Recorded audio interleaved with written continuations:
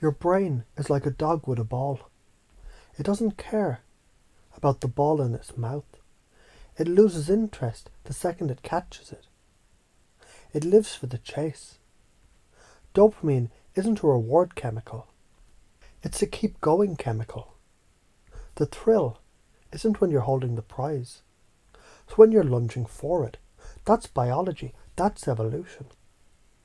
That's why the caveman, who just sat there saying, "I'll hunt when I'm motivated," starved to death while his hungrier cousin thrived. And here's where the karma kicks in. Life mirrors you. If you move, it moves with you. If you stall, it sits on the couch and eats your share. You don't chase. Life says, "Cool. I'll stop sending you stuff to chase." Now here is where you screw yourself up if you don't get this. Quit enough times, and your brain literally rewires to expect quitting. It normalizes mediocrity. You settle for good enough, which is the brain's polite way of saying, "I'm too scared to feel uncomfortable." Fast forward a decade. You're in a mental IKEA display room, safe, padded, beige, dead inside, but wondering where the hell your motivation went. But feed the pursuit, even with tiny steps. Your brain perks up. Oh shit, we're hunting again. Energy spikes, ideas flow.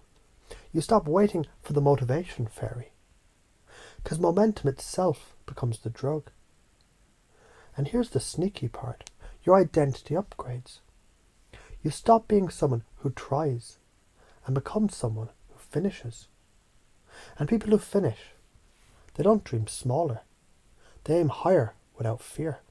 You've already done this before. Remember when you were 5 and you chased your friend across the playground?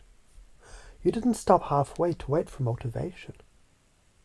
Or when you stayed up until 2 a.m. beating a video game boss.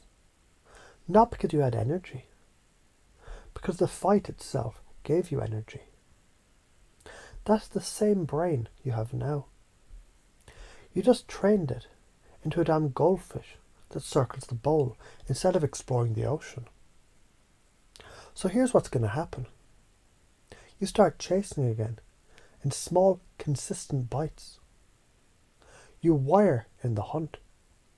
Your nervous system starts salivating, not for your goal, but for the next step. You become someone whose very existence sends a signal to the universe. I move. Keep up. Science explains the chemistry. Karma explains the consequence. Fear explains why you hesitate. You think chasing means risking rejection, judgment, or wasted effort. But here's the brutal truth. Avoiding the chase guarantees all those things in permanent form. You're afraid people will think you're trying too hard. Well, fuck that. At least you'll be trying. While they're dying of boredom in their beige IKEA box. The patterns that keep people stuck. Waiting to feel motivated before acting. Shrinking goals to avoid discomfort.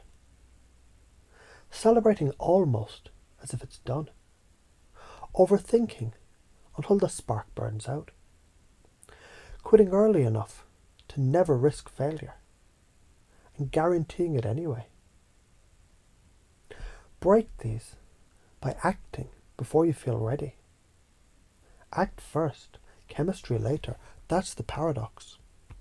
You remember now, every time in your life where you chase something and the chase lit you up, you feel that electricity in your chest again, now, and it drives you to move today without waiting. And you know, in your bones, the very micro pursuit is rewiring you into someone who finishes. Because the day you stop chasing, the universe stops running with you. And the day you start again, it fucking sprints to keep up. The pursuit is not optional. It's the damn engine.